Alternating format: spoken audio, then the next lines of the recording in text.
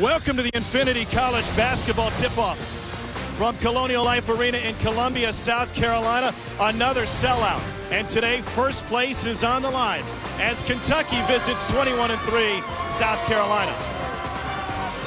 There's a three-way tie atop the top of the SEC standings. South Carolina can put itself in the driver's seat with a win today as they play host to Kentucky.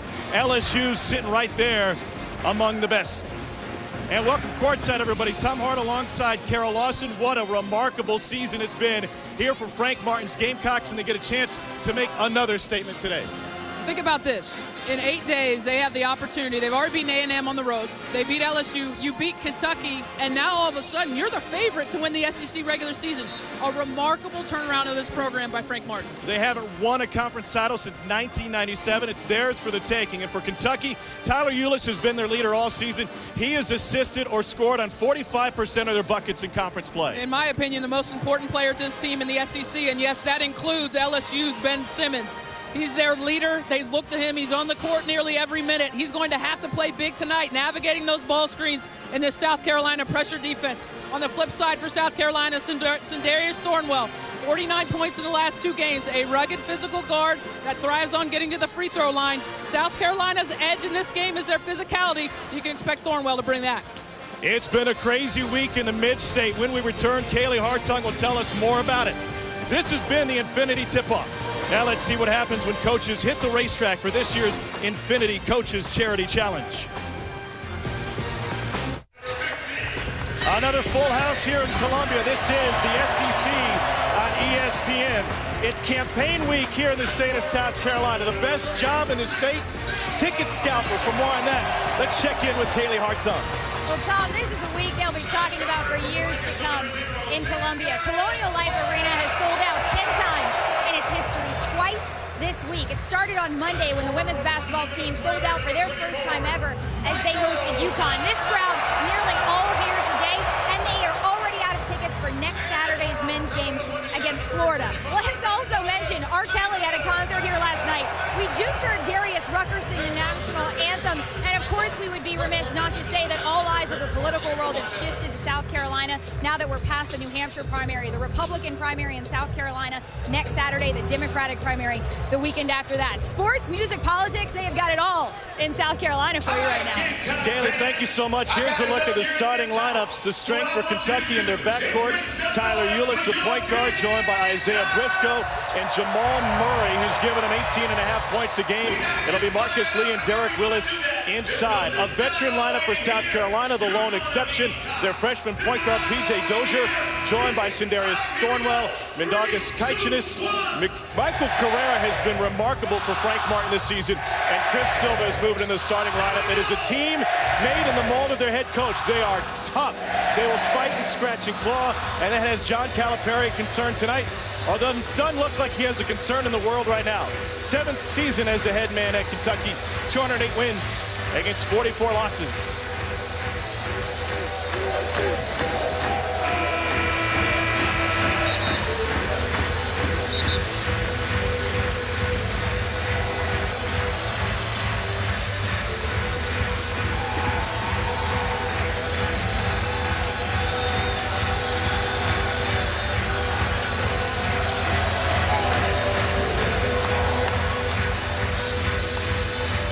Single-digit Marcus Lee wearing the new uniform tonight with 1-0 will jump. It's a third straight sellout here at Colonial Life Arena. Lee matches up with Silva.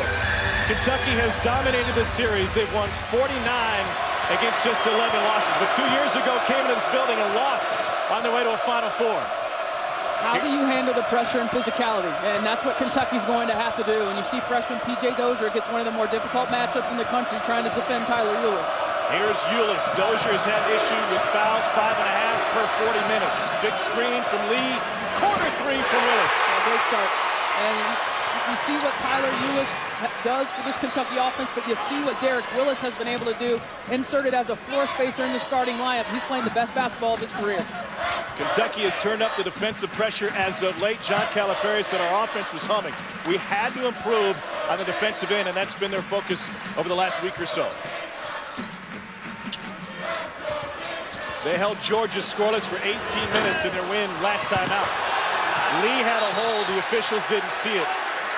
It'll stay this way. Derek Willis for three, first trip. Well, he was buried on the bench. I mean, didn't even play against Ohio State and has had a coming of age since that game against Auburn. And that's what he does best. He shoots the basketball from beyond the arc, and you can bet they're going to look for him for open looks. Here's Sindarius Thornwell, hounded by Murray. Silva never got him the screen. Thornwell has to pick up his dribble, and he walked with it. So this is a Kentucky lineup now that's a little bit smaller with Derek Willis as a stretch four, but Frank Martin said he's not your typical guy who can beat us off the dribble, so we think we match up well with him. The physical play of the South Carolina front court, they have to impose their will.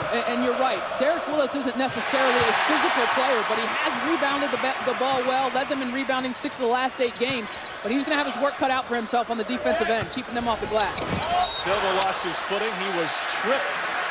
And that will go against Derek Willis, his first, team's first on Kentucky.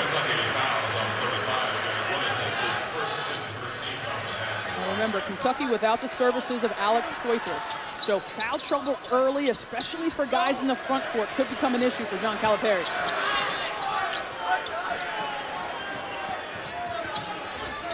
Carrera baseline on Briscoe. He's improved his game all the way around this season. Got by Kaitchinis off the window. Carrera crashing. Up and in. Offensive rebounding a concern for Kentucky today.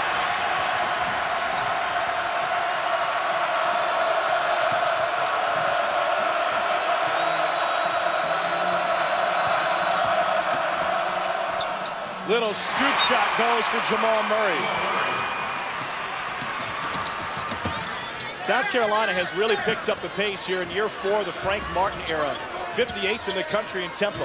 Last year, they were 196th. He said, I've got a veteran team that now knows what I want.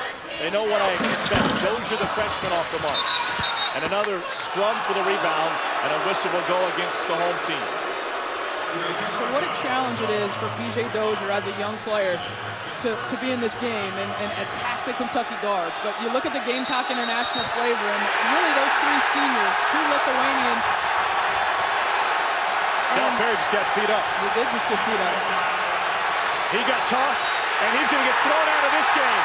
2.5 minutes in, John Calipari has been ejected from the game. He got teed up 2 years ago when they came in here and lost, and his own players have to hold him back.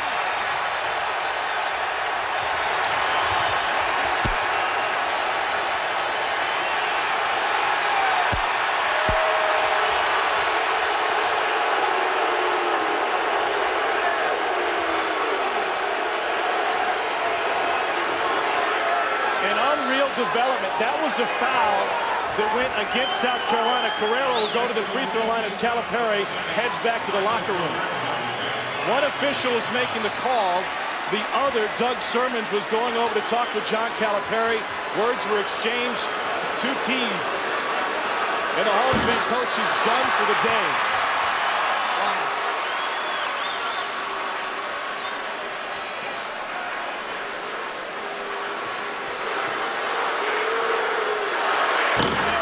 Carrera misses both technicals.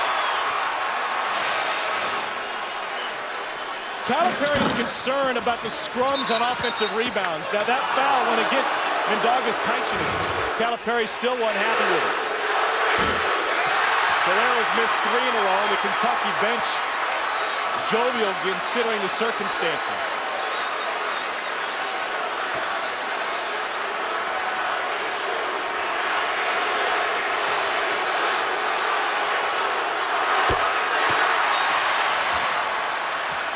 So John Calipari was upset. There's the first technical foul.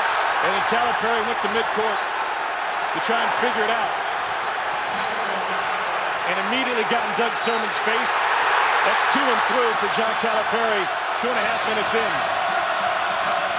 Tyler Ulis out to Briscoe. Now Jamal Murray for 3.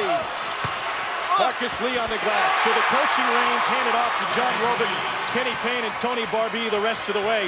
And Robick got teed up in here a couple of years ago, too. It's been a house of horrors for Kentucky in that regard on recent visits. Well, this is just going to be so interesting to see how this young team navigates this, because they have struggled on the road, just 2-5 in true road games on the season. You coach as long as John Calipari has, and you get the first one, you have to know that if you say a couple of magic words, you're going to get a second one, you're going to get thrown out. Ulis with the runner. Rebounded by Carrera.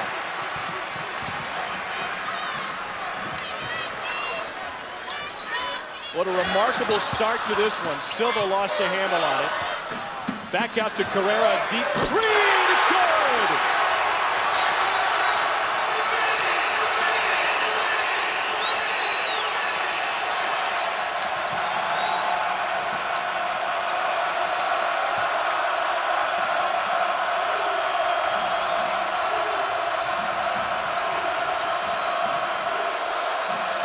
Jamal Murray on Thornwell. Went to the left, off the back of the rim. Lee's got another offensive rebound for Kentucky, and they can reset it. Briscoe gets a bump on the drive. Wow, chance to catch our breath. South Carolina with the lead. Number 22, Kentucky on the road, will have to try to get it done without their Hall of Fame head coach the rest of the way. Calipari coming out of his shirt in front of this sellout crowd.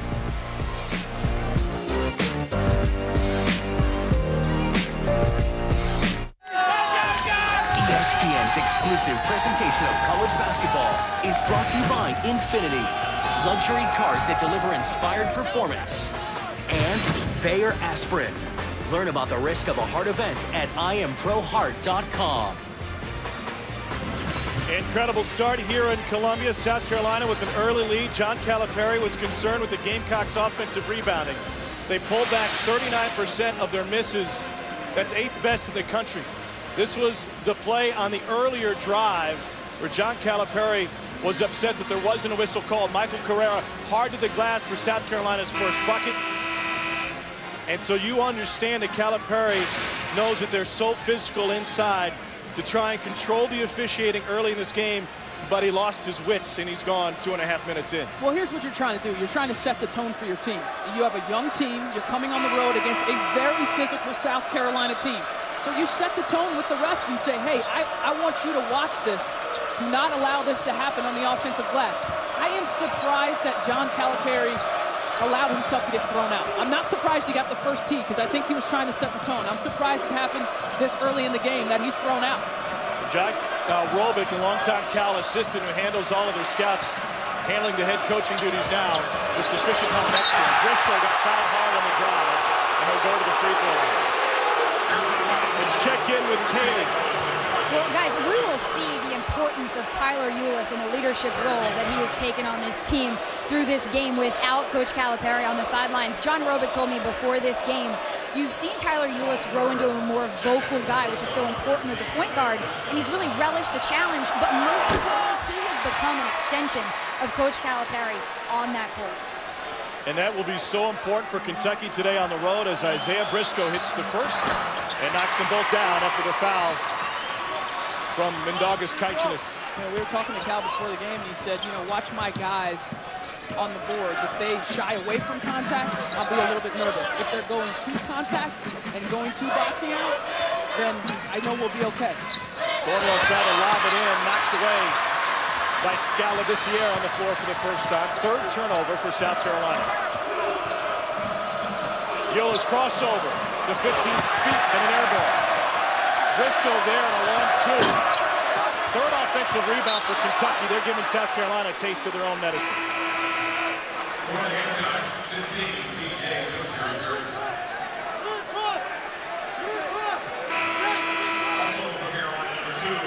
Raymond Dobie enters the game for South Carolina. He replaces Kaichanis, who got some early run. Both teams getting into their bench. Kentucky looking for some offense. Cats have made just one of their last 6. Good ball movement. Briscoe drives, dishes. Calipari had it blocked away. South Carolina basketball.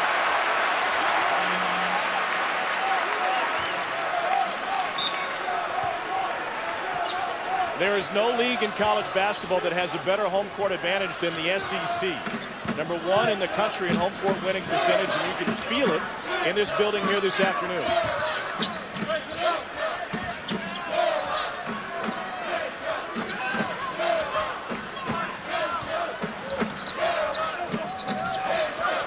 Notice into the paint. Akevicius faked the three. Great ball fake will result in a foul. Labissiere commits his first. So it'll be a three-headed monster in the Kentucky bench trying to pick up where John Calipari left off. Kenny Payne on his feet with Joel Justice. Tony Barbee to his right. And then Robick. Payne, the associate head coach for Kentucky in his 6th season. Quick inbounds. Notice hits it. Kentucky concerned. South Carolina scores at a high rate on their baseline out of bounds plays.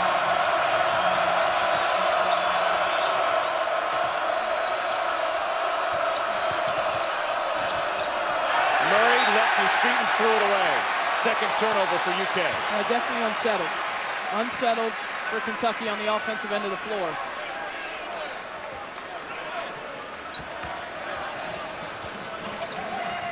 A little bit of pressure for the Cats on the freshman point guard Dozier.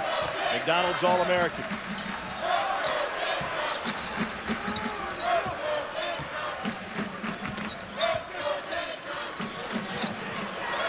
Dozier off the mark, and Willis has it.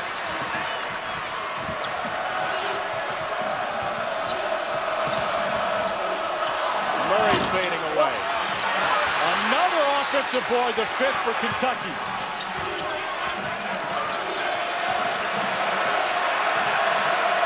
11th in the country. They rebound 39% of their misses. Ulis got free. A dish and a layup for Isaiah Briscoe.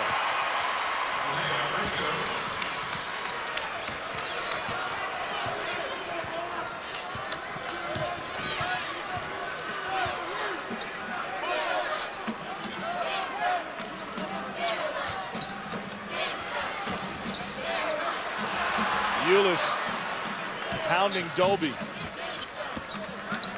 Thornwell tried to skip it, stolen away. Corner three. Murray's good. Yeah, there it is. And that's off of the stops. Kentucky's so good defensively against Georgia, and that enabled their offense to get some clean looks at the basket. That's what they need to look to do, not get bogged down against the South Carolina half-court defense. Look to push and get some of their shooters some early looks. Nice knockdown there by Murray. Akevicius draws a foul on Willis. It's a second on Derek Willis. Murray's hit 70% of his threes last 2 games. Briscoe's so physical on the defensive end of the floor. Nice little pass ahead. Hits Jamal Murray in the corner. Lights out. Jamal Murray has been on the offensive end of the floor, leading the team in scoring. And so much of this team and their production have been on their backcourt, been on Tyler Ulis and Jamal Murray. And he has handled it and has become their go-to scorer. Laimonas Akevicius at the free throw line, the senior from Lithuania, with 2 coming his way.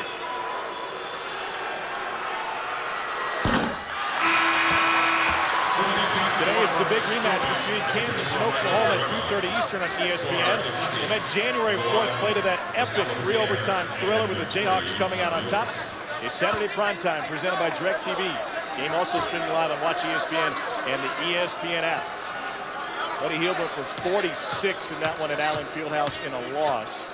And what a game that was for college sports fans in general. Remember, Kara, that followed the bowl season. It was kind of left us all wanting a little bit more. And what a way for the casual fans to be introduced to the college basketball season. That's what makes the Big 12 special, is the fact that they have the home and home, and you get a chance to see rematches. It should be a great one in Norman this afternoon. Charles Matthews had it stripped away, his first shot attempt. And then Dozier turned it over. Tyler Ulis looking to the officials, asking Doug Sermons, where's our whistle on that end? What kind of leadership can Ulis provide with his head coach back in the locker room? More than anything, it's just his presence and that he remains calm, that he doesn't look scared, that he's not looking over to the bench more than usual. And he just plays his game. The guys follow him. If you watch Kentucky play, the 8 other eyes on the court, they're generally focused on Ulis. They're not focused on John Calipari. Ulis banks it in and gets a foul on Dozier. First bucket for Tyler Ulis.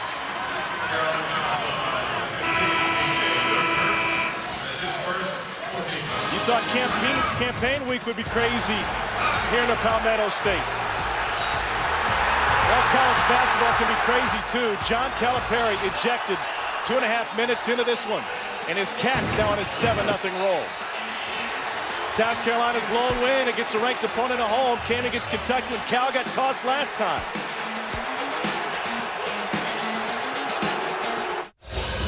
A full house at Colonial Life Arena, and they've gotten their money's worth already. 16-10, Kentucky with a 7-0 run to pull in front of South Carolina. Welcome courtside. Tom Hart alongside Carol Lawson. John Calipari ejected from this game 2.5 minutes into it. And Carol, we've been talking about it just like everybody in this building. It didn't seem like Doug Sermons had any choice but to issue a second technical after Calipari came back after him. John Calipari wanted to send a message to the officials early about the physicality of South Carolina, particularly on the offensive glass. And he felt like his guys were getting fouled underneath. And so he had been, for a couple possessions, talking to the officials and got the first tee. He just lost it, Tom. I mean, after he got that first tee, he deserved to get thrown out of the game. After he got that first tee. Now, I don't... This is what had John Calipari so upset. Michael Carrera crashing the boards, and Keichnis, who, by the way, was whistled for a foul on that play. But it was the play before on Carolina's first bucket. They didn't get the whistle.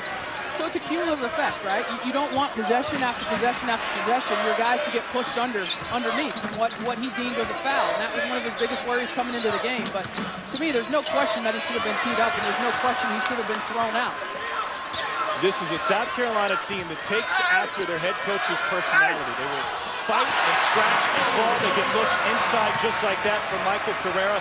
And John Calipari was aware Frank Martin's team is able to turn this into a rugby scrum underneath.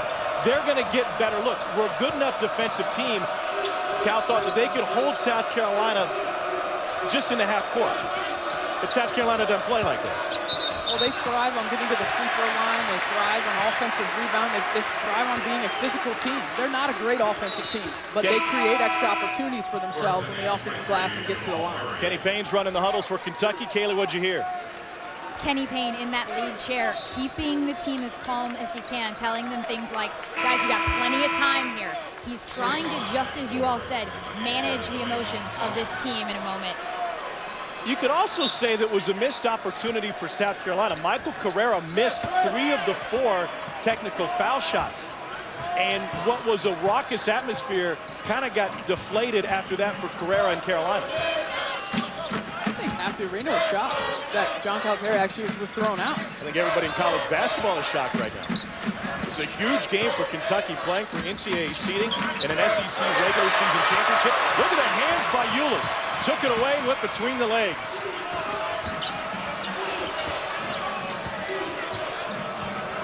Ulis calls out the offense.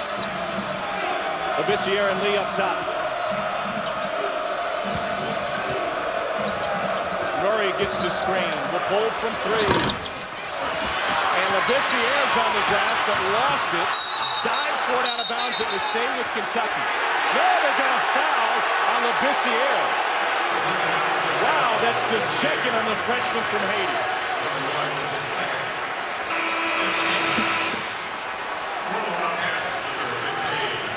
That little chicken wing in a game like this will draw a whistle. If that's the case, we're going to see a lot of them the rest of the way.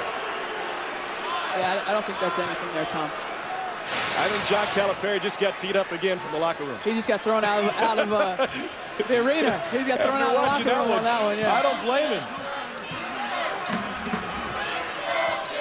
And so Kentucky going to the bench, and 7-footer Isaac Humphries on the floor for the first time.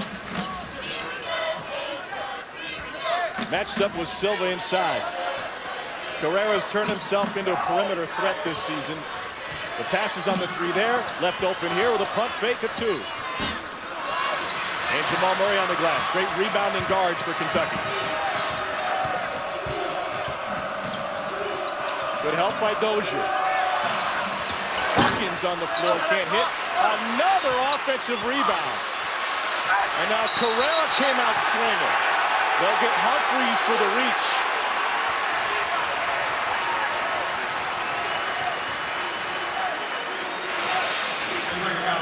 Marcus Lee does a terrific job on the offensive glass for Kentucky, and they're going to need him to play big today. Remember, Kentucky without Alex Poythress with a right knee injury, and then if you're Isaac Humphries, you just don't need to do that. You don't need to foul 94 feet away from the basket and put South Carolina to the free throw line. I know you want him to be physical, you want him to attack the glass, but that's a silly foul there for the young freshman.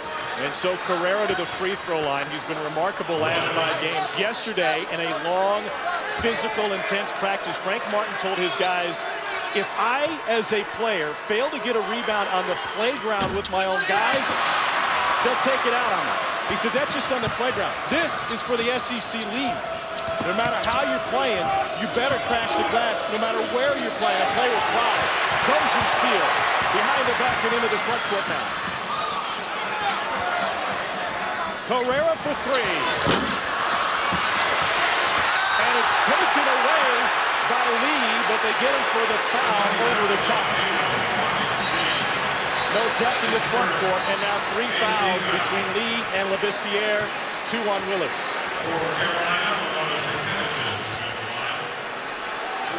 And after that whistle, John Calipari just got ejected from the state. I'd like to see this one again. I'm trying to see where the foul is. Does Marcus Lee have the basketball? I mean, that's going for the basketball. South Carolina hasn't paid it off. Just 1 of 7 from the free throw line. I do not disagree. Laimonas Jakevičius scoreless so far.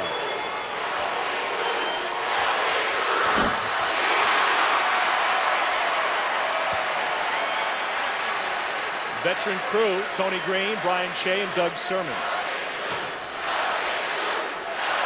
Well, certainly it's 2 fouls against Labissiere and Lee that Kentucky can ill afford to their front court guys. I just didn't agree with either of those 2 calls. Jakevičius nails them both. 2-point game. Kentucky's turned it over 3 times in the last 3 minutes, and they have yet to score next game. And the building coming alive in Columbia.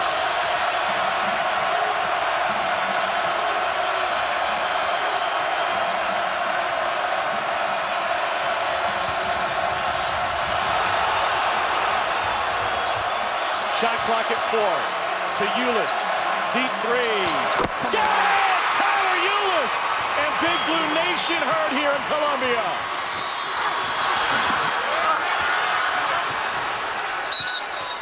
You said before the game Tyler Ulis is the most important player to any team in the SEC, and we can see it. Yeah, and that includes Ben Simmons, in my opinion. And that possession, how many times did the ball go back to Tyler Ulis?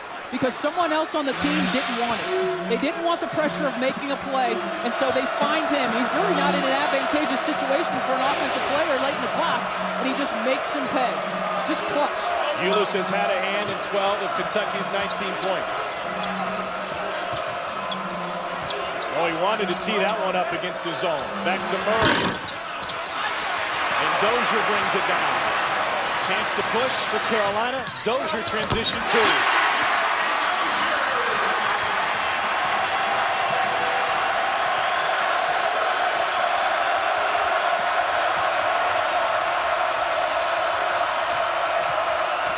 Briscoe, left-hand finish. Half dozen for the freshman. And now Carrera pulls up. He's been off the mark here early.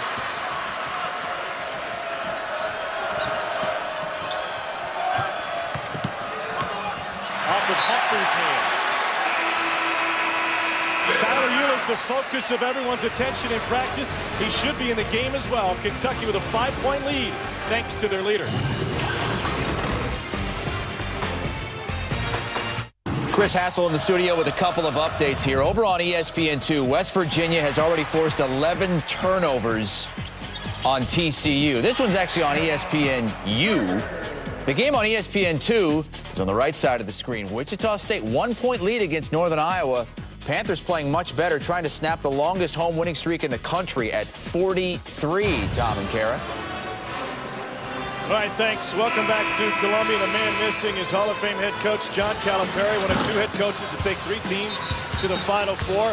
Upset with whistles on the offensive glass. Got teed up twice, and Doug Sermons ran him from this game. That was with 17:34 left in the first half. And Calipari was fighting mad at that point. We were just talking in the break. It seemed he knew what he was doing. He knew he wanted to send a message to the officials. And this one's stolen away by Jamal Murray. Open floor jam! But I wonder if Calipari is fully aware of the ramifications of that second technical coming his way. I don't think he planned on getting thrown out with 17:34 left in the first half. And really, what could be an SEC regular season defining win or loss for this Kentucky team. When you look at where the race stacks up, this team is on fire right now. And it starts defensively. They're getting great opportunities off of their defense and able to run. They've held South Carolina to 38% shooting. The lead is 9, the largest of the day for the Cats.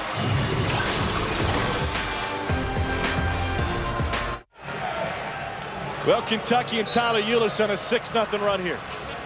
Off their defense. And if you haven't watched South Carolina play a lot this year, there are times that they do slog through their offense. It is tough going, and it doesn't look real pretty. And it hasn't looked real pretty here in the last couple minutes. And the surprising thing is, Tom, is that you would think that Kentucky would be the team playing a little bit sloppy, maybe not executing. They're the road team. They're without their head coach. And it seems like South Carolina's the team in a little bit of a malaise right here. Well, Carolina shot a season low 31% and lost to Georgia. Notice way off the mark with that one.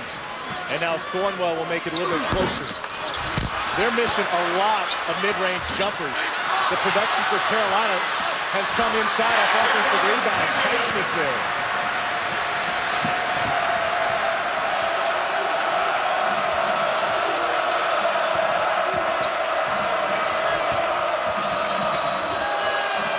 Ulis drops it off. Really rejected by Silva. And we got a jump ball possession arrow to South Carolina.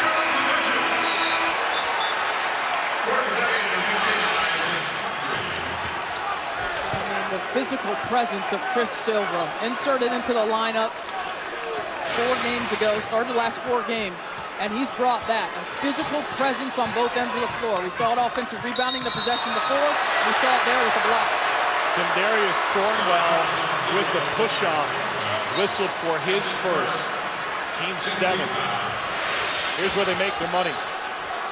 South Carolina plays the long game. And what I mean by that is they feel like they can have a wear-down effect on you physically. And so it will not look pretty. And sometimes it doesn't look pretty for the first 39 minutes of the game. But they feel like a cumulative effect of their physicality in the front court is going to win them games. They don't blow a ton of people out, but they just wear you down. They're molded in their image of their Bulldog head coach, Frank Martin, who's put this team together over 4 years. Lee, power move inside. I love the way Marcus Lee is playing this afternoon. He's stepping up, and he has had an uneven junior year, to say it mildly. But he is stepping up to the challenge here physically. Isaac Humphries surprised getting whistled for his second personal foul.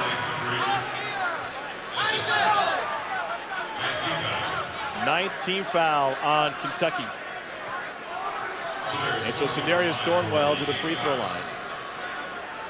7 different players have led this South Carolina team in scoring through the first 24 games, but only Sindarius Thornwell and Michael Carrera have led them in scoring in conference play. Frank Martin dialed into this one. And folks, that's how he is every minute of the day. He's credited Sindarius Thornwell for his improved leadership skills as Silva knocks it out of bounds. Last summer, Frank Martin in South Carolina sent Thornwell to a leadership conference in Dayton, Ohio for 3 days. And one of the biggest things you can learn as an upperclassman is how to deal with your coach, especially a guy like this. And they have. And he's had to be like that in order to turn around this program. And you look at the turnaround, the fact that they're 21-3, the fact that they have an opportunity not just to make the NCAA tournament, but to register the program's first NCAA tournament win since 1973. Yeah, Alex English and Mike Dunleavy, senior, were on that team. It's been a remarkable change in culture here in South Carolina, but these are the type of games that can get you to the next step.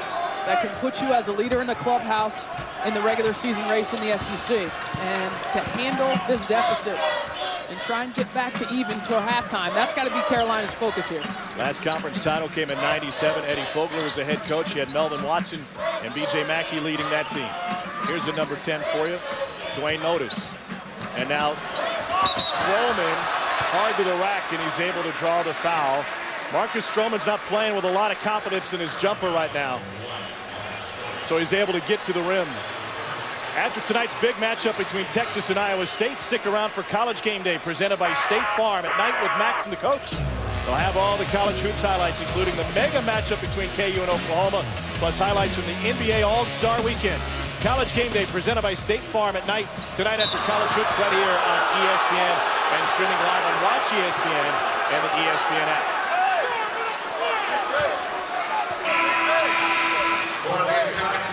Briscoe, as physical as they come in terms of guards in the SEC, and these guys are going at it. Still nice, generous show of sportsmanship there by Silva. You know, they were teammates in high school, Chris Silva and Isaiah Briscoe. So a lot of love there. There's our Catholic in New Jersey, Marcus Lee with the jam. He's got 6th largest lead of the game for Kentucky. Last 7 possessions for the Cox, just 1 of 7 from the floor and 3 turnovers. Isaiah Humphries now with his 3rd personal foul. Tyler Ulis coaching him up. He's telling everybody where to go. And if you watch him, he's a fascinating college point guard to watch because he does a lot of things beyond the college game in terms of the point guard position. And it's not just his skill with the basketball. It's how he understands the game, talking to guys, the psychology of it. He's going to talk to Isaac Humphries different than he's going to talk to Skal Labissiere. I mean, Isaac Humphries credits Tyler Ulis with staying in his ear when he wasn't playing. And he said, when John Calipari told me I was going to go into the game, one of the first guys I thought about was Tyler Ulis. And if Tyler has confidence in me, then I know I can go out there and I know I can perform. How high he is held in regard by his teammates, to me, speaks volumes about the young man. Carolina continuing to struggle from the free throw line. Murray fouled on the drive, and that would be on Duane Notice. It's the first on a junior from Woodbridge, Ontario.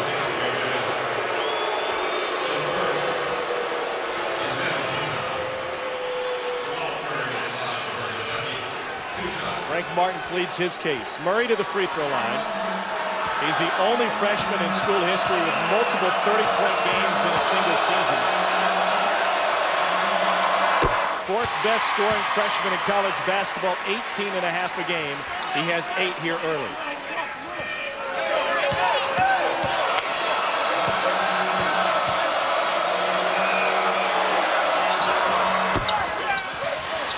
Lee kept it alive, and it's tracked down by Murray. Briscoe alive. Labissiere the finish. It started with an offensive rebound. It finished with a jam, and Kentucky playing inspired basketball here in this first half.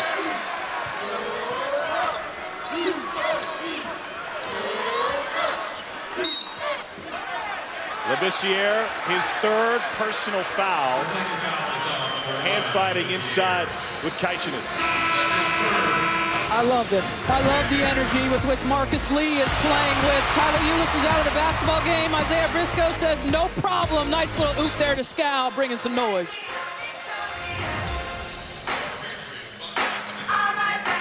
Tom and Kara.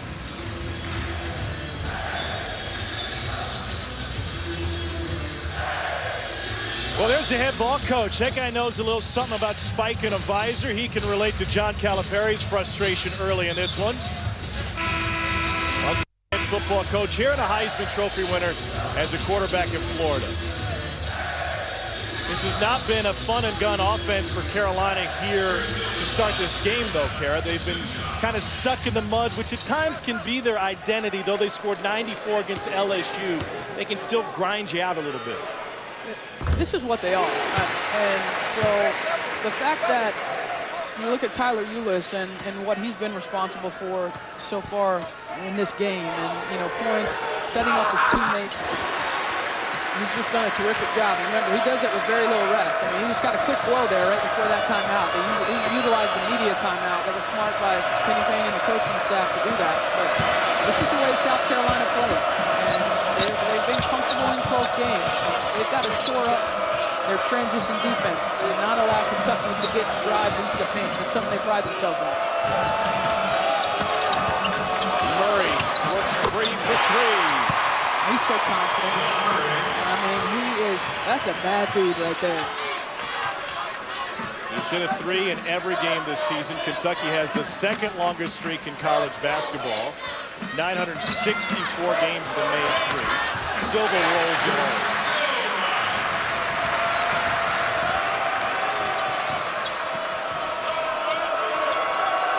The other thing that struck me in watching Jamal Murray on film is he looks a little bit slimmer to me. Yeah. I mean, he's moving better. He's a little bit quicker off the bounce.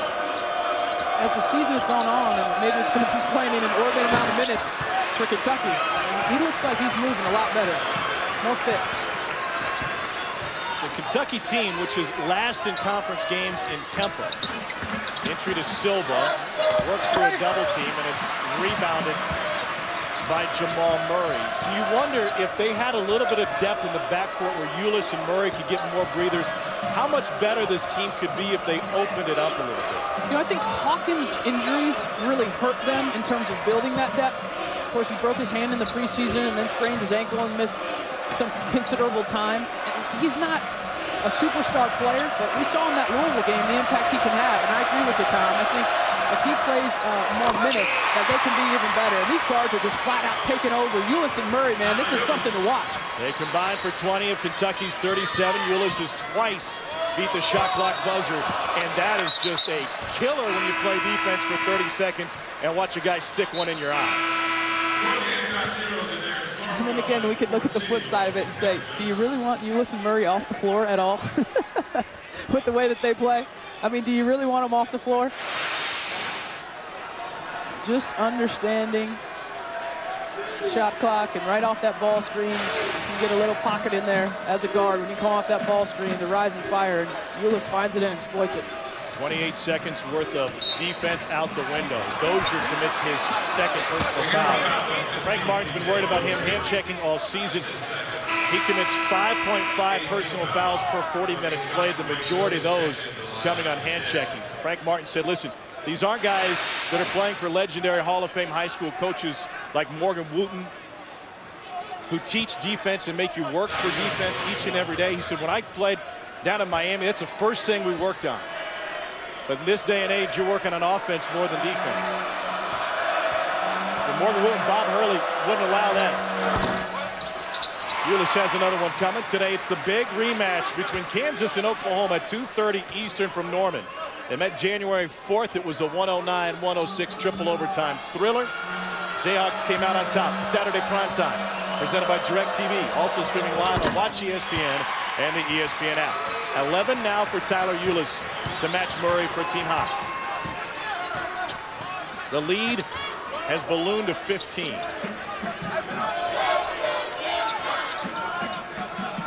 South Carolina shooting just 36%. Thornwell. No. Offensive rebound, Heitchinus. And we got a jump ball go back to Kentucky the other way. South Carolina 1 of 6 from deep. You see the frustration of Michael Carrera.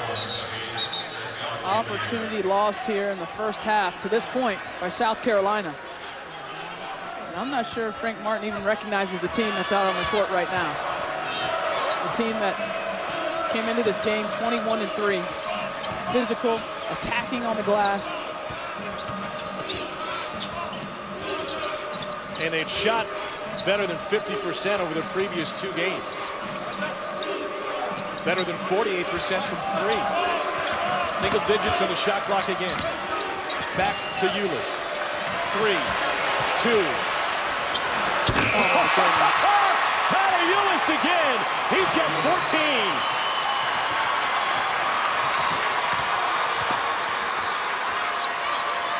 Three times he's put it in with a shot clock sounding in his ear.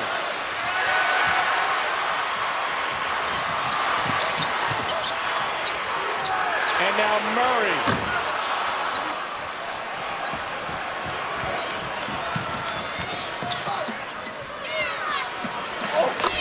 Dwayne Notice trying to stem the tide. Timeout taken by Kentucky. John Roebuck came off that bench with a fist bump. They are fired up. Tyler Ulis, I mean, this has been an offensive clinic, understanding time and space, and nice little rise and fire there. I mean, he's been up against the clock quite a few times. The officials are going to see if his foot was behind the line, and right there, to me, absolutely, his toe was behind the line. That should be, as they called it on the floor, which is a 3. Kentucky coaches were upset. They were livid at their guys after Murray missed that 3.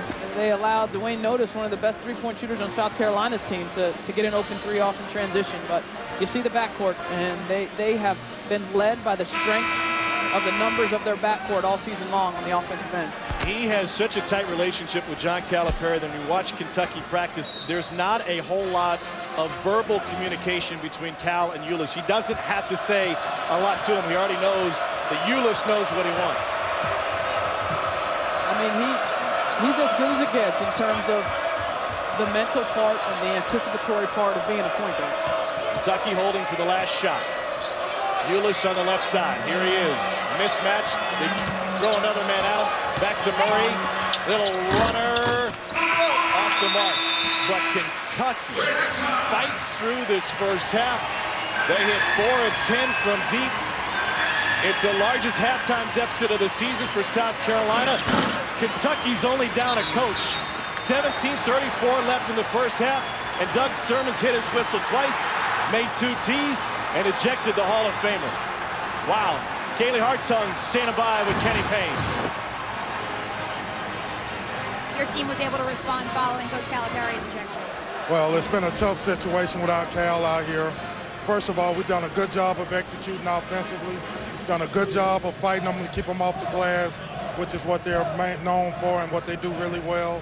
We just got to keep the momentum going, keep executing.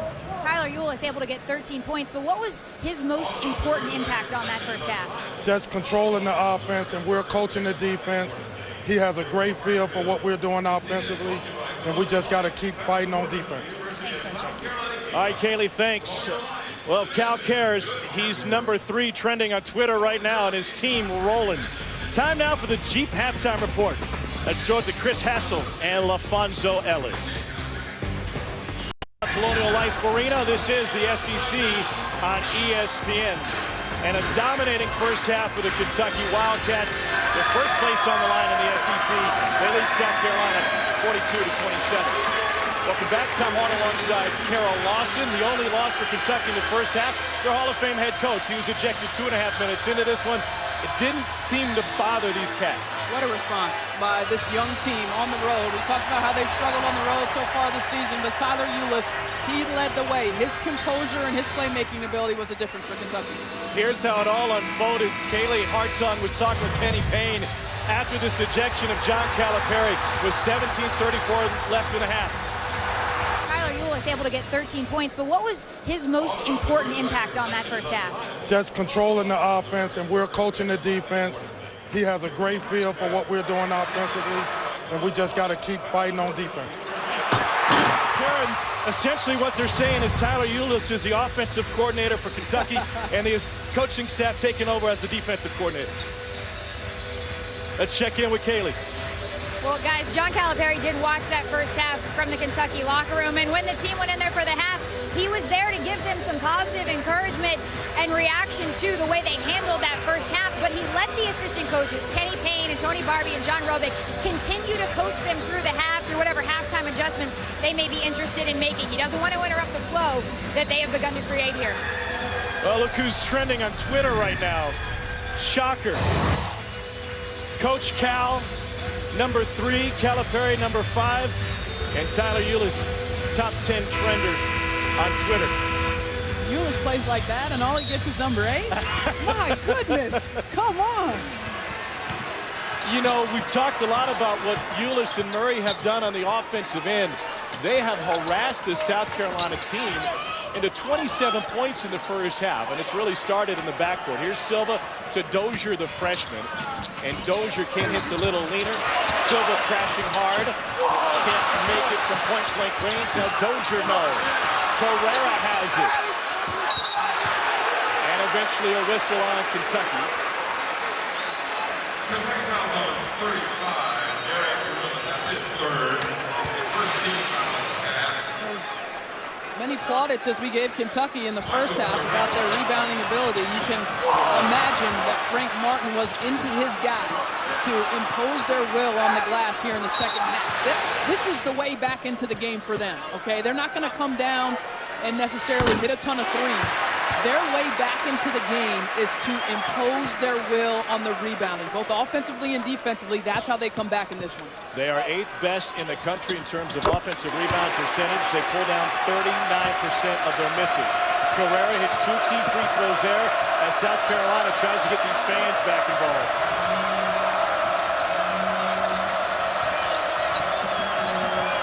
Ulis working on the freshman. Finds Murray. Floater. Yes, Jamal Murray's got 13.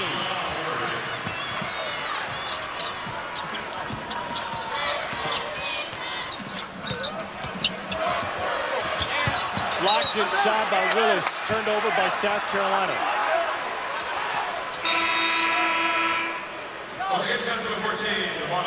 This is a building that will be sold out for 4 consecutive games.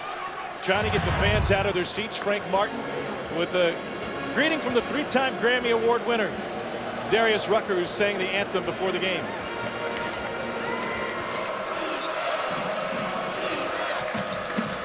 It has been a remarkable home court advantage. South Carolina is 13-0 at home this season. Kentucky can relate. The Cats have won their last 34 at Rupp. Willis for 3. Got it! He's hit 2 threes, and Kentucky is rolling.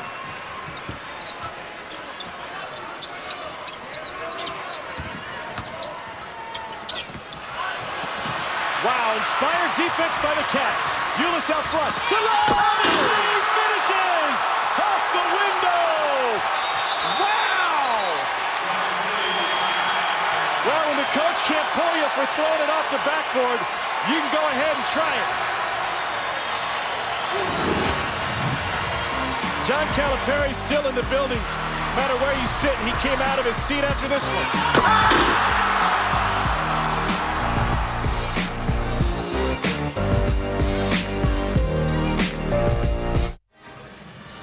ESPN's exclusive presentation of college basketball is brought to you by Ford Service.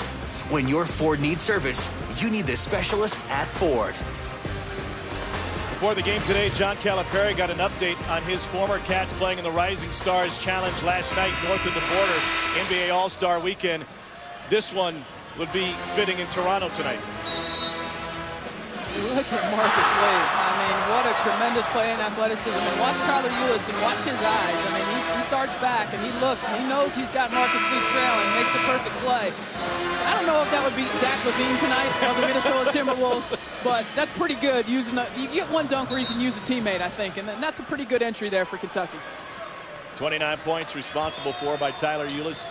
He's had a hand in 45% of their points in conference play this season. And now a trap at midcourt.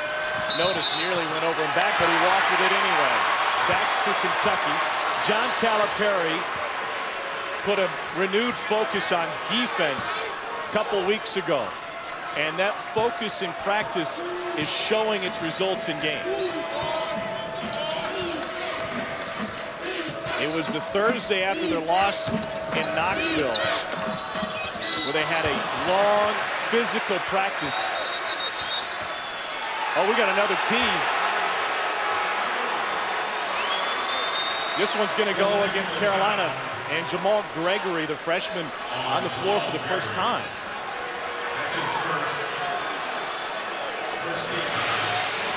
When Frank Martin doesn't even look at you, that's bad.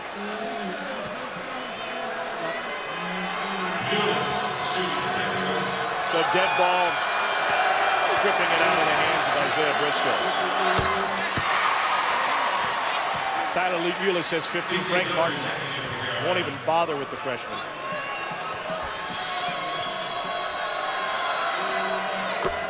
You know, Tom, we entered today in the SEC. We entered Saturday with 3 teams tied atop the SEC, LSU, Kentucky, and South Carolina. And when you look at the schedules, if South Carolina were able to win this game, they'd have the best chance from a schedule perspective to win the SEC. This is a big environment for them. It's a sold-out crowd, and I'm just surprised they've come up this small in this moment. Dozier with the offensive foul. That's his 3rd. The freshman, in all honesty, has been lost tonight. The other advantage to South Carolina, you win this game, you hold the head-to-head tiebreaker over the 2 guys behind you, Kentucky and LSU. 3 of them, A&M, but you only play Kentucky and LSU once, so that's a huge advantage. Yep.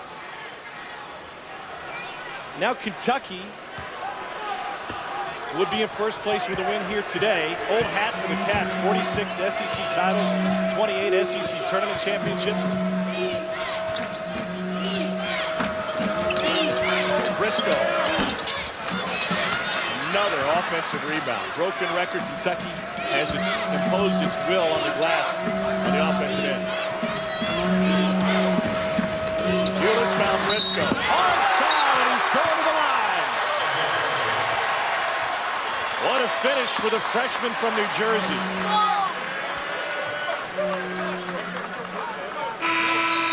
This has been as tough as I've seen Kentucky play all season long. And it's Ulis navigating the ball screen, a look away, and Briscoe with the tough and physical finish.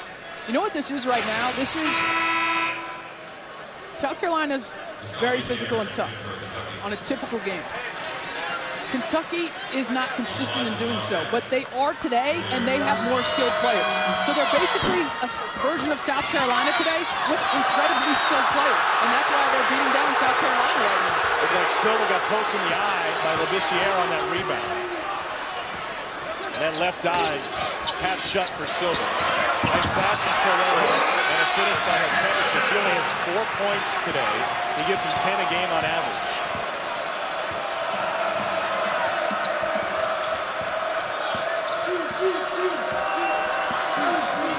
What you talked about, that toughness from Kentucky, is something that John Calipari has been working to get out of his team all season long, both individuals and as an entire squad. Murray stripped by Thornwell, will stay with Kentucky with 8 on the shot clock. Who knew all he had to do was get ejected in order to find it, huh? Well, kids listen better from distance anyway. Maybe he was in there tweeting them and sending them social media messages. Ulis got the foul on Stroman. It's the second on Marcus Stroman. Let's check in with Kaylee. Guys, the Wildcats had a practice the other day for 2.5 hours. Callis said, I don't go 2.5 hours in the middle of February. This was a body-to-body practice, like you're practicing at the beginning of the year, but he felt his team had lost its edge, and they needed to find it. I think we've seen them find it today. And Kaylee, one of the reasons he doesn't go long with this team typically is because Ulis and Murray are playing 35-plus minutes a game. You can't just grind them down during the week. Another thing that they did during these long practices and after the loss to Tennessee is they changed some things up defensively. They changed what they were doing scheme-wise. And you can see the benefit. They absolutely shut down Georgia. They mauled Missouri. And now they are sending South Carolina back to the Stone Age with this defensive performance tonight. Foul on South Carolina, down 24, under 16 to go. Gamecocks desperate for some offense.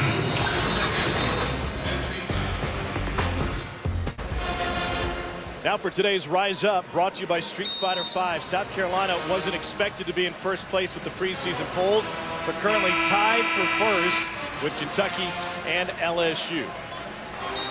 Kaylee has more on it.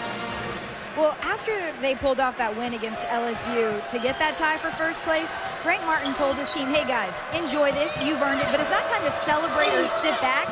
He said this is the time to reflect on what it felt like in this situation 3 years ago, how miserable it was, and this is when you tell yourself, I don't want to go back there, so I've got to work even harder to keep getting better. Now, 3 years ago, guys, Martin's first year at South Carolina as a head coach, 4-14 was their record in the SEC, a long way from first place. Indeed, and a lot to be proud of. But he answered the critics who said and the South Carolina fans said, why aren't we ranked, as Akevich just will limp off the floor. And he told us yesterday, quite frankly, we don't deserve to be ranked. We got to earn it. Now, the win against A&M, the win against LSU, I'd say they're working towards that. I mean, their only 3 losses have come in conference play. And the non-conference schedule for South Carolina, while it's not impressive to the numbers, people, if you go back to when they were scheduling their non-conference games, it should have been a lot better. Scheduled a Tulsa team that won 27 games last year, a St. John's team that went to the NCAA tournament, but their roster got turned over, a Florida State team that they should have faced in an early season tournament, but the Seminoles lost, a Memphis team that was without Austin Nichols, and now Josh Pastner's squad is really on the ropes, and a Drexel team that had Damian Lee at the time, as Ulis hits a 3. So it's a sticky situation for college coaches. They have to answer for their non-conference schedule, but at the time they make this schedule, between then and when you finally play the game, things change. Carrera bowls into the defender and is able to draw a blocking foul. South Carolina 21-3 overall. Their BPI is 32, their RPI 21. And right now, Joey Brackets has them as a 6 seed. Tough loss on the road at Rocky Top. But their non-conference strength of schedule 317. They're a good team. They're an NCAA tournament team. I don't know that I would have them in my top 25 teams in the country right now, even with those wins against A&M or LSU. But they're a solid, solid team, and they've put themselves in a position, even if they lose this game, to fight for the SEC regular season title. And that's something that is tough to pull off, but this team will be right there to the end. Well, right now, it's all Kentucky, a 16-2 run. South Carolina with its 14th turnover of the game. And we're only 5 minutes into the second half. We said it before the game started. An opportunity for Carolina to prove once again. You kind of think that Kentucky looked at this game as an opportunity to prove too. I mean, they're fighting for a conference title. They're fighting for NCAA seeds. Absolutely.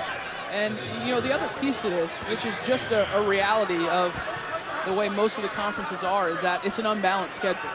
And South Carolina has had, at least compared to Kentucky, or will have, an easier schedule in terms of their SEC play and who they have to play on the road and who they get to play at home and all of those things. So not all 8 and 3s are alike. And that's why I thought this game was very important for South Carolina, because it was an opportunity for them as we look at our bracketology there in the SEC. And keep an eye on Alabama, because Avery Johnson's got a great strength of schedule.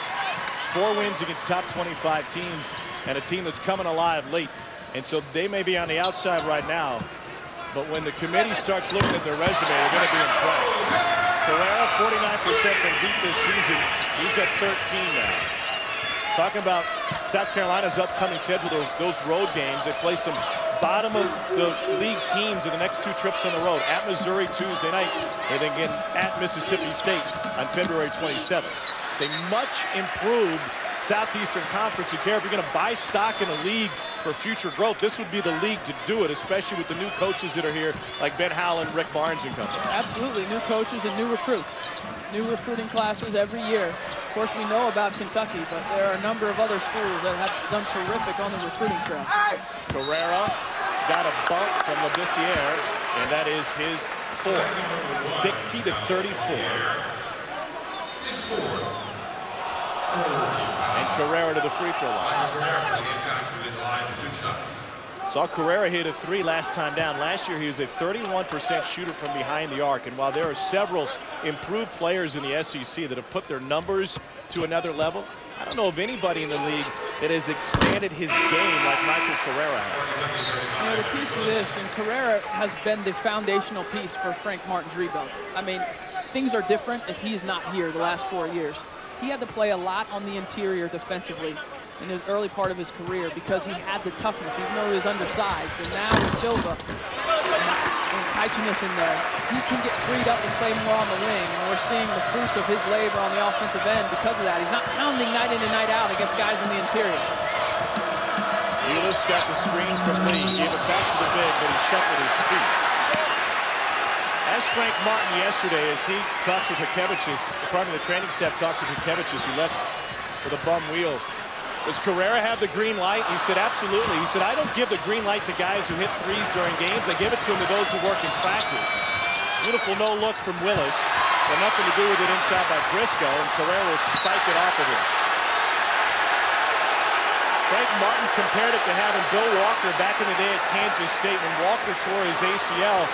He said Bill Walker would be in shooting 1,000, 2,000 threes a day. And when he started the season missing his first 17 threes, Martin pulled him from a game after not shooting a three.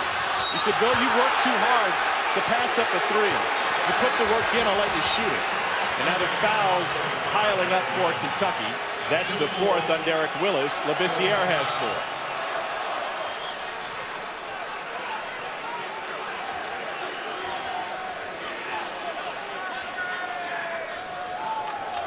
Chris Silva has 2 shots.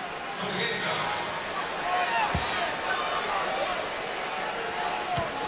Chris Silva at the free throw line. For Carolina, PJ Hilton, number 15 for Kentucky. I think he frees. South Carolina 11 of 20 from the free throw line today. They make their living at the free throw line. One of the best in the country getting there.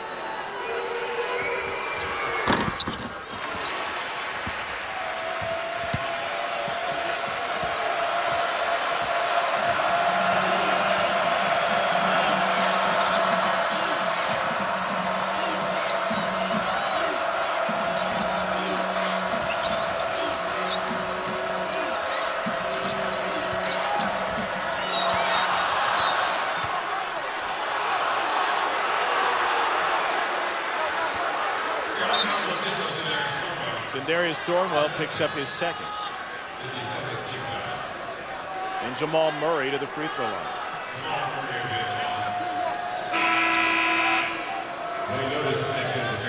Dwayne Notice back on the floor for the Gamecocks.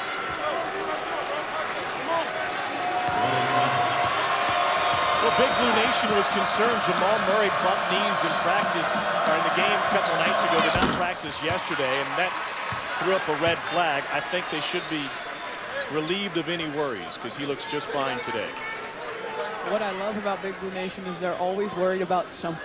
They're passionate. They're always worried about something, and I love that about them. I love the passion they have for the game.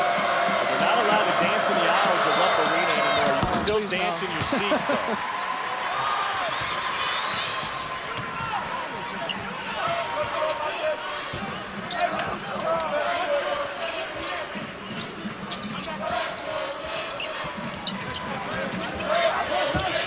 Dozier got in the paint. Silva's got springs, able to get to that one. And over to take the lead.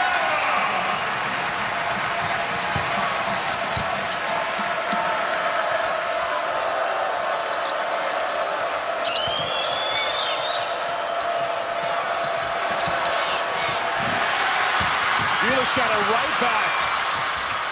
Oh my goodness, Marcus Lee again.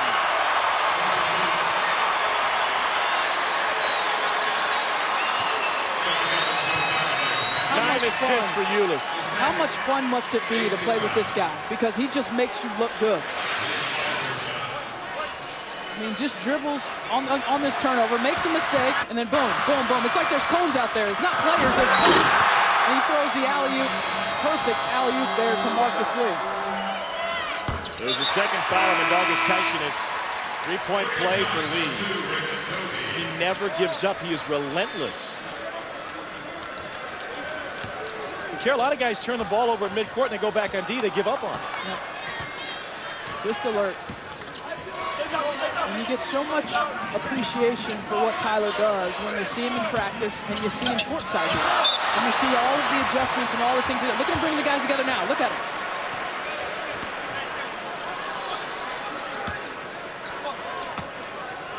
He grabbed Murray, Briscoe, and Humphreys before the ball was inbounded to tell him what he expected on this possession. They have been anticipating that trap again. Murray for 3. Yes, again. Tyler Ulis, the offensive coordinator for Kentucky. The remaining coaches are handling the defense, and they're both orchestrating a whale of a game. Humphreys fourth personal, 68-39 here. Coming up, we'll look towards the postseason. Walk you through our postseason wish list.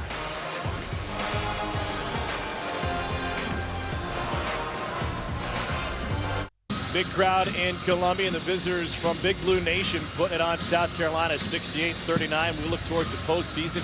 Here's our wish list, and we start with Ben Simmons.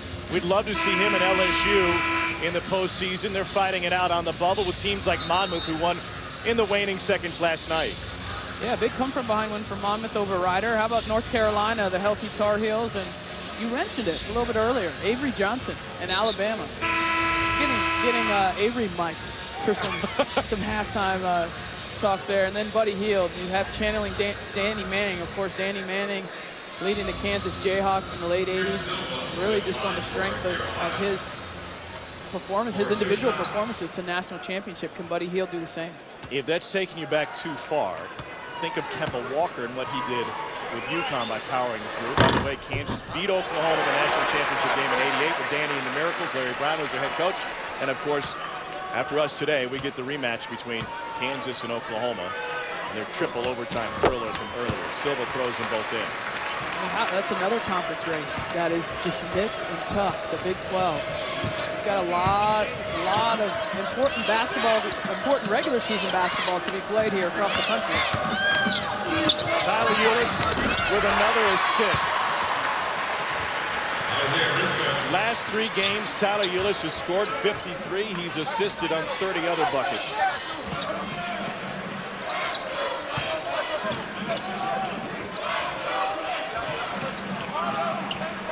This zone has been a nice change of pace for Kentucky on the defensive end.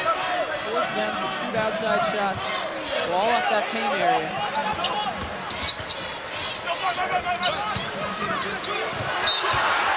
Lee hit the floor.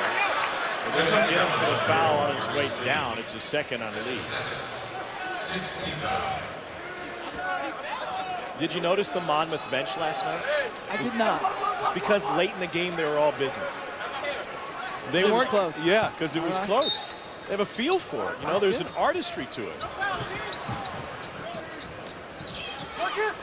I mean, you wouldn't know that Carol Lawson never spent time on the bench. Here's Thornwell, challenge. Dozier, the point guard, trying to get in on the offensive glass.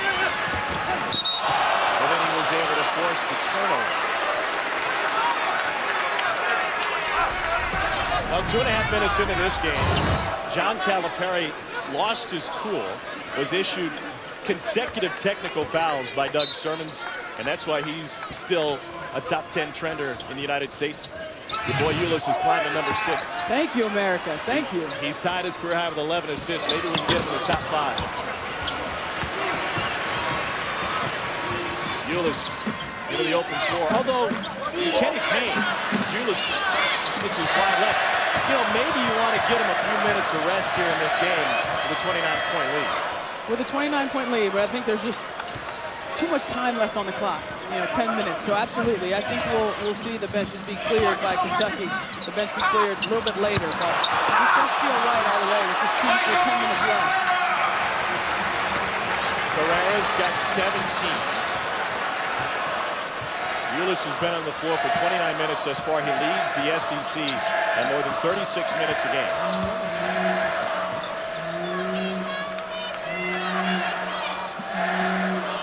Jamal Murray is right behind him in minutes played at 34. Murray cut off, so he feeds his teammate in the corner. Matthews got his hands on the rebound. Another corner three, other side no. Kentucky's missed its last 3 from deep.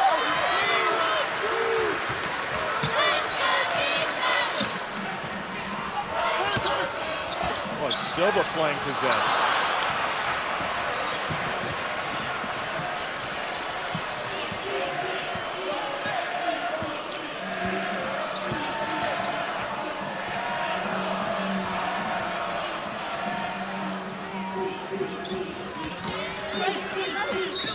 Silva fouls Murray. He is injured. He's holding the last couple fingers on his right hand.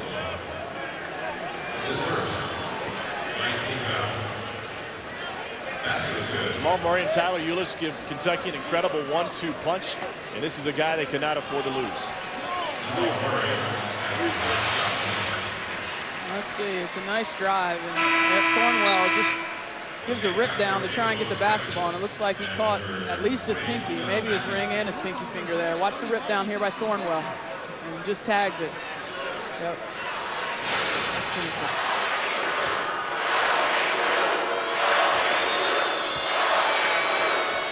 Kentucky sells tickets at home and on the road.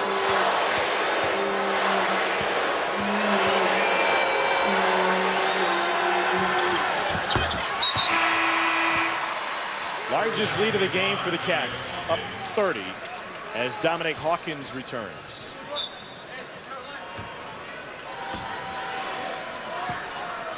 Gary, you looked around the arena before tip and said, I don't know if I really see that many blue shirts. You hear him. Yes. You hear him now. They were in the hotel. I went by the IHOP. There was a blue circle around the IHOP and fans trying to get breakfast before this early tip at noon.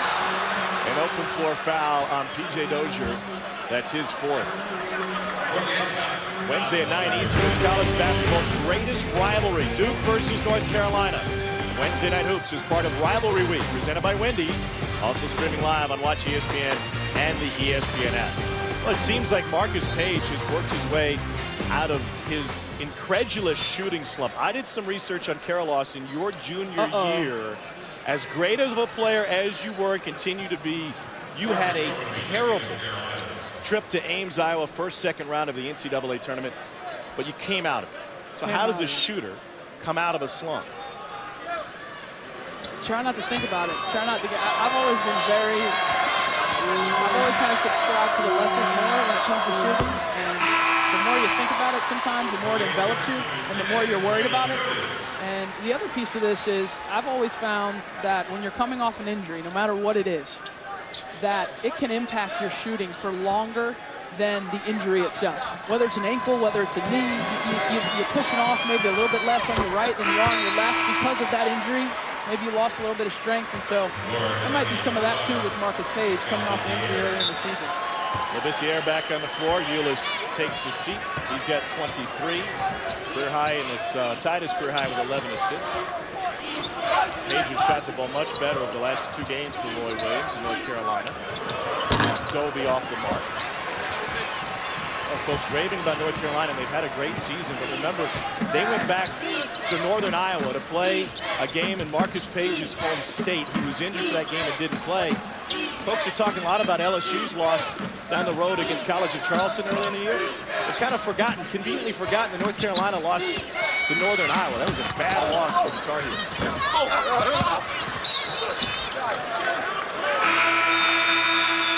75-43, number 22 Kentucky. Trying to go to 3-5 away from Rupp Arena.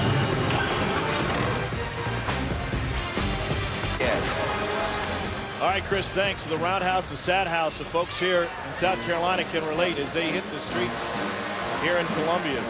And coming up next, number 6, Kansas, number 3, Oklahoma. Kansas has won 7 of the last 10 top 10 matchups on the road, but Oklahoma has Buddy Hield, who has 8 30-point games in a single season, third most in Big 12 history between Michael Beasley and a guy by the name of Kevin Durant. You know what was interesting when I was looking at getting ready for that game and watching some film?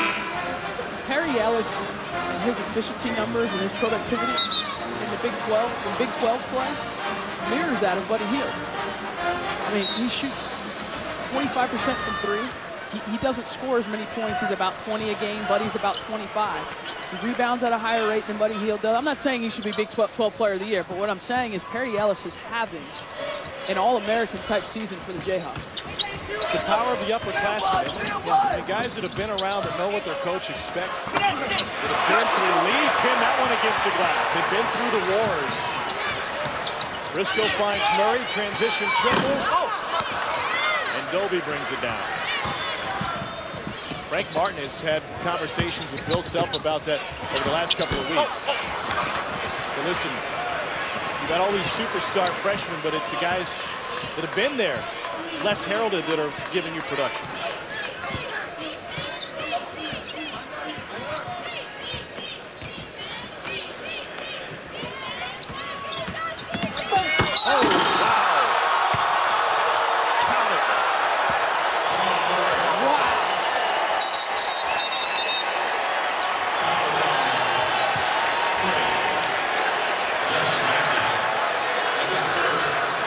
Tee on Murray after the jam.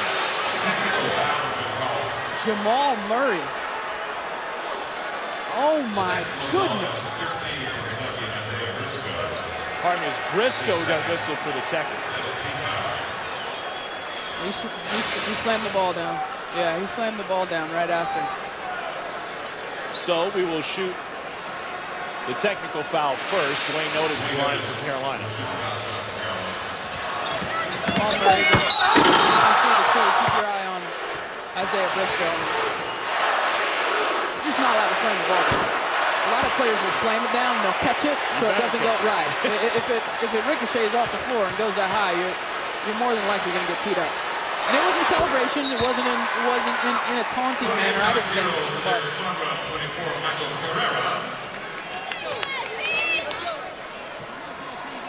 this is a Kentucky team that had to find a way to get better. They lost on the road to UCLA. They lost to Ohio State. And the question was, what was the upside to improve during the season? Jamal Murray has gotten better over the course of this season, which is amazing. I mean, he just has a killer instinct on the offensive end. And he has improved defensively. Remember early, it's always a challenge for freshmen, except for Briscoe. Briscoe was the one guy that got it defensively very early, almost from the start.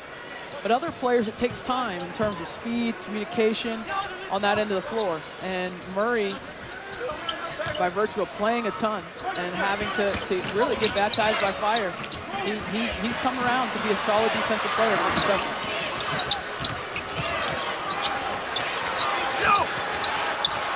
Carrera got it. Good second half for Michael Carrera. He's got 19 now. But the deficit 30 with 6.5 to go.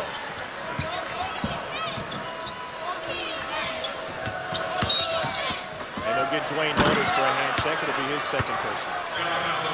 The only thing you can do is, if you're South Carolina, is take this as a learning experience. And as embarrassing as this is, and this is embarrassing, is what it is. I mean, you're at home, you're fighting for first place in the SEC, and you're getting hammered by 30. This is an embarrassment, their performance this afternoon. But you have to learn from it. And much like you were so excited about the wins over A&M and LSU, there's always the next game, and there's a next game for them. If I were P.J. Dozier, the young freshman point guard, I would keep this tape in my locker the entire summer. We don't use tapes anymore. I watch whatever it is, because how Tyler Ulis played the position of point guard, that is what you need to aspire to do. If you're P.J. Dozier as a point guard, you need to aspire to run and communicate a team like Tyler Ulis has done this afternoon. Not easy for Frank Martin, losing in front of a full house. It includes his mom. For more on that, let's check in with Kayla. Frank Martin's got his mom here, his sister, her husband, their 2 kids, 2 uncles, 5 guys he grew up with. The list keeps going. Now, Frank Martin told us he was absolutely ticketed out for this game. He claims he had to beg and borrow to make sure all of his folks were taken care of, because there was not another ticket for even the head coach to find on this campus. Now, 3 years ago, he says his family and friends, they wanted to come, but it wasn't hard to make sure they had a seat in this arena. Now, he said he was going to make sure he kept his phone on before the game, just in case he left somebody off that list. Yeah, and it won't get any easier for him, because the game against Florida next week is also sold out. Done an amazing job building this program, changing the culture in many ways here at South Carolina, getting the fans behind you. And I think he's a great example of what Frank Martin has accomplished. But in this world of instant gratification, you can't turn around a basketball program overnight, especially if you want to do it the right way. No, you can't, and he has done it the right way. He has built around the players that were committed to him his first year, and that's Michael Carrera, You've got Dagos Kaitsanis. You've got some guys that he has built around. And then along the way, he's picked up some really big recruits. I mean, P.J. Dozier was a great gift for South Carolina. A local guy, McDonald's All-American, that decided to come and play here at South Carolina. So there's still steps that need to be made, and I think today is an example of an important step that this group needs to make, is to learn how to play with toughness and physicality when it's a big game. Foul was after the shot, so they're taking a look at it on the review. Carrera ready to shoot the free throws. It was Isaiah Briscoe who was whistled for the foul. And so they're taking a nice long look at that. You're talking about P.J. Dozier. He turned down North Carolina, Louisville, Georgetown, and Michigan. Following in his dad's footsteps, his father Perry played here in the mid-'80s. His sister Asia on that #2 women's basketball team here. Combined 44 wins and 4 losses between the men's and women's basketball programs. So Perry, a proud pop. The women are 23-1. So it's a common foul on Isaiah Briscoe. They went and looked at it just to double check. And so Carrera shooting a 1-and-1. Doug Sermons has had a busy day. He has had a busy day. That is an accurate statement. Double-double for Michael Carrera, the senior from Venezuela. His 7th. Against Mississippi State, Carrera had 34 points and 15 boards. It was the first 30-10 performance for a Gamecock in their SEC history. They're in the 25th year in the league this year. There's Tony Green, Ryan Shea, and Doug Sermons is a name that Big Blue Nation won't be forgetting anytime soon. I did have an opportunity to ask him what happened with John Calipari for the second technical, and his response was simple. He said, you can't quote silence. He didn't want to share, and he'll keep it in-house. It'll be interesting to see what John Calipari says afterwards.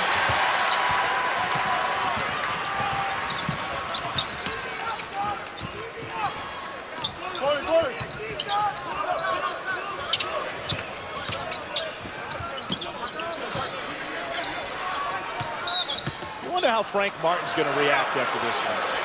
This is a team that went to 15-0 after the win against Vanderbilt, and he wasn't happy with the way his guys were reacting. They were, you know, a little bit too confident, he said, walking around campus and in classes and on the practice court. So they had a 4-hour film session.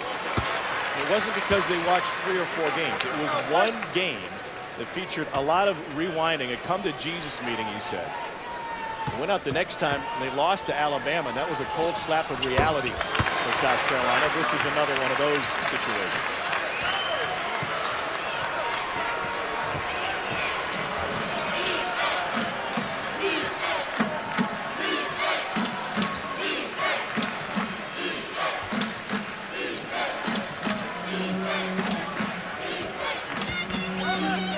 Eulis bleeding the clock, starts the offense late. It still runs perfectly. 26 for Jamal Murray. How good have these guards been? And they have carried them all season. It shouldn't be a surprise to anyone that's watched Kentucky play how vital these two are, Tyler Eulis and Jamal Murray. But in an environment like today, with everything that was going against them in terms of being on the road, in terms of first place being at stake, John Calipari getting thrown out in the first 2.5 minutes of the game, those two players and those two guys, I mean, they rallied this group. And there's always points in the season where you say, this was a turning point for us. You know, we found ourselves here. And you look back on the season, you say, this is where we found ourselves. I'm starting to wonder if this is going to be that point for this Kentucky team. Carrera to the free throw line. That's kind of what happened the last time they lost here. The last time John Calipari was ejected a couple seasons ago. They lost here. He said that was a team that I really had to mold and work them hard towards the tail end of the season to get them all to kind of follow me along. They lost here, they lost to Florida, and then ended up running to the Final Four. North Carolina checking in 25, Marcus Kaitsanis. Carrera's got 24. Kaitsanis back on the floor. Tyler Eulis has played 34 minutes thus far today. He set a new career high with 12 assists this afternoon. He's had 4 assists or more in 18 consecutive games.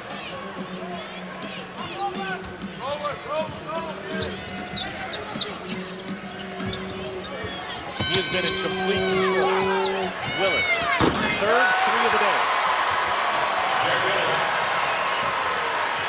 It's just too easy. And, you know, for South Carolina, I know that they're disappointed of how they played, but to me, that they've lost fight.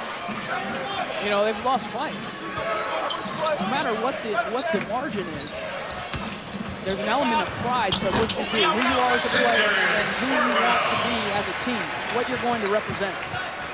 And I'm not seeing a whole lot of that from South Carolina right now. That was a message from Frank Martin to his team yesterday in practice. He said, I don't care if you're playing on the playground or playing for an SEC title, you got to finish plays. You got to finish the game.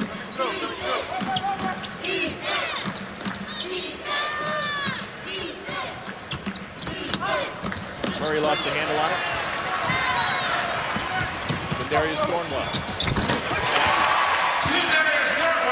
Darius Thornwell averages 13 points a game. He had 24 in the last matchup. He has just 7 here today.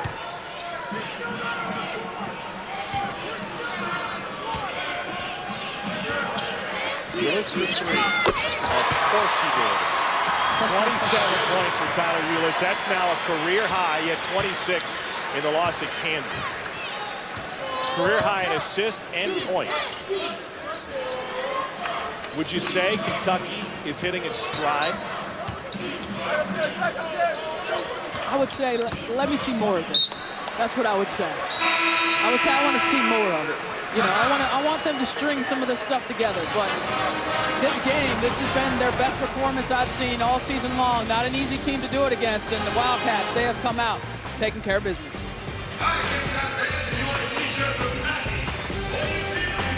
Your game is done, Tom and Kerry.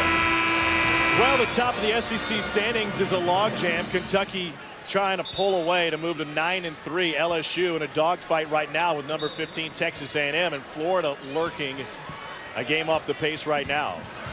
After A&M, LSU gets Alabama at home, a resurgent team under Avery Johnson, defensive-minded squad, and then they go on the road to Rocky Top, where Tennessee has already beaten South Carolina and Kentucky.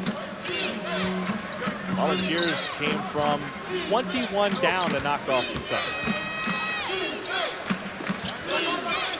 Ulis. Surprised he's still in with 2 minutes to go in a 27-point game. I am surprised, but I think Dominique Hawkins is at the table for him. And I think Michael Mulder's probably coming in here for Jamal Murray, so Kenny Payne will get those 2 out. But I am surprised they came out with timeout. You weren't the only one who saw Dominique Hawkins ready to check in. I'm sure Tyler Ulis with his vision saw him too, and that probably led to trying to get one more up.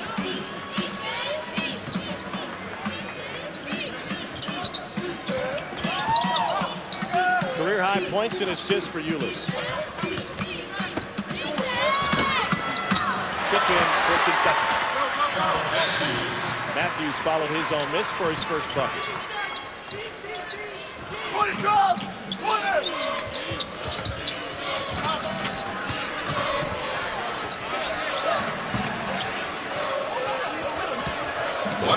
Frank Martin's team will be on the road at Missouri on Tuesday night. And you can bet that they'll be anxious to try to get back on track. So we've got a group of guys, these youngsters aren't used to practicing and working this hard. It's 3-1 practicing the games at the college level. They've never worked like this.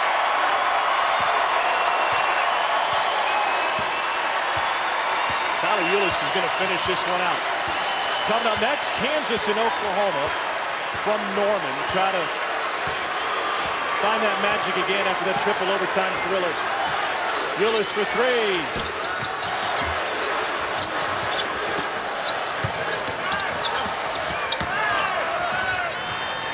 Kentucky will go to 19-6, alone in first place for the moment in the SEC at 9-3.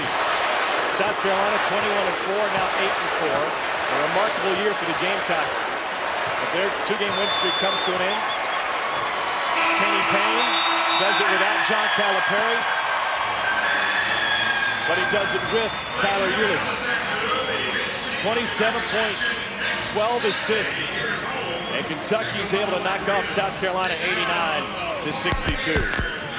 Coming up next, College Game Day presented by State Farm as they get you set for a Big 12 showdown. Ulis exited the game. He came back in to finish this one, and Kentucky finished off South Carolina.